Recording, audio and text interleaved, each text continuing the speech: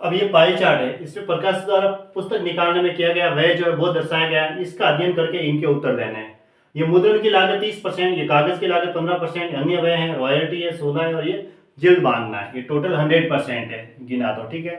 सबको टोटल करता है तो 100% आ रहा है। और ये जो एंगल होता है पूरा वो कितने का बनेगा, एक सर्किल पे पॉइंट पे 360 डिग्री का। अब देखो, यदि मुद्रण की लागत 19,500 रुपए है तो रॉयल्टी है, मुद्रण की लागत कहाँ है, ये रही, यानी 30% की वैल्यू अगर 19,500 है तो रॉयल्टी कितनी है, 20% की वैल्यू क्या होगी। अगर 30% की वैल्यू जो दे रखी है वो 19,500 है, ठीक है, रुपए में, तो 20% की वैल्यू बतानी है, कितनी होगी। देखो, ये जीरो से ये जीरो तो काट दो, फिर 3 से बली काट दो, 6 3 18, 5 3 15 और जीरो। अब हमें क्या बतानी है, 20% की वैल्यू, ठीक है। हाँ, तो 20% की कितनी होगी, 650 गुणा 20 कर दो, तो 65 गुना 130, और ये जो भी है 13,000 रुपये है ना, 13,000 रुपये आ गई। ये इसका आंसर हो गया 13,000 रुपये। यानी कौन सा ऑप्शन हुआ फिर, 65 को 2 से गुणा किया तो 130 होता है, तो ये डबल जीरो थे, 13,000 रुपये आ गए। ऑप्शन डी इसका राइट आंसर हो गया। अब कागज की लागत के लिए त्रिज्य खंड का केंद्रीय कोण कौन सा है। अब ये त्रिज्य खंड ही होता है ऐसे, है ना, ये त्रिज्य खंड होता है सेंटर पे बना हुआ। ये त्रिज्या होती है, ये त्रिज्या होती है, ये चाप की लंबाई होती है, और इसके द्वारा ये केंद्र पर बना त्रिज्य खंड होता है। ये कोण कितने का बनेगा ये बताना है। पूरा कोण तो होता है वो 360 डिग्री का होता है, ठीक है। यानी 100% की जो वैल्यू है वो कितनी है, 360 डिग्री के बराबर है।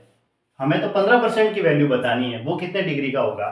तो ये 0 से 0 कट रहा है, और 5 से काटते हैं, 2 से काट दो 5 बार, और ये 2 से काटा तो 18 बार। हमें 15% चाहिए, तो 5 को मैं अगर, क्योंकि 15% कागज की लागत है, 5 को 3 से गुणा करेंगे तो 15% होगा, उसी तरह 3 उधर भी गुणा कर दो, 8 4 54 डिग्री, तो 54 डिग्री इसका आंसर हो गया। बस, तो कौन सा ऑप्शन सही हुआ, ऑप्शन बी सही है। ये प्रश्न ऐसे में आ रखे हैं। अब विज्ञापन का खर्चा रॉयल्टी से कितना कम है, परसेंटेज में आंसर चाहिए।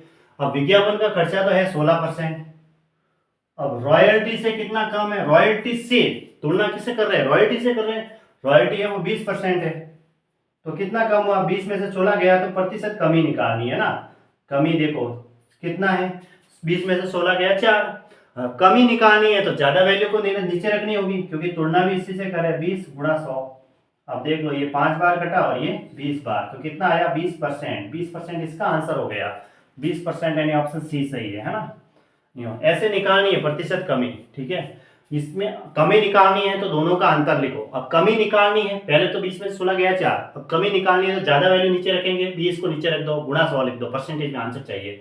डायरेक्ट इसको ऐसे सॉल्व करने का, एग्जाम में इतना टाइम सेविंग भी करनी जरूरी है ना। जैसे आज मुझे पूछा, किसका पूछा, विज्ञापन का खर्चा रॉयल्टी से, विज्ञापन और खर्चा रॉयल्टी से पूछा, दोनों का अंतर कमी कहा है, कितना कम है परसेंटेज में, 20 में से 16 गया 4, कमी कहा तो ज्यादा वैल्यू नीचे, गुणा 100। अब डायरेक्ट इसको काटा, ये कितना आया 20%, तो 20% पे सीधा टिक किया, ऐसे ऑप्शन सी इसका राइट आंसर।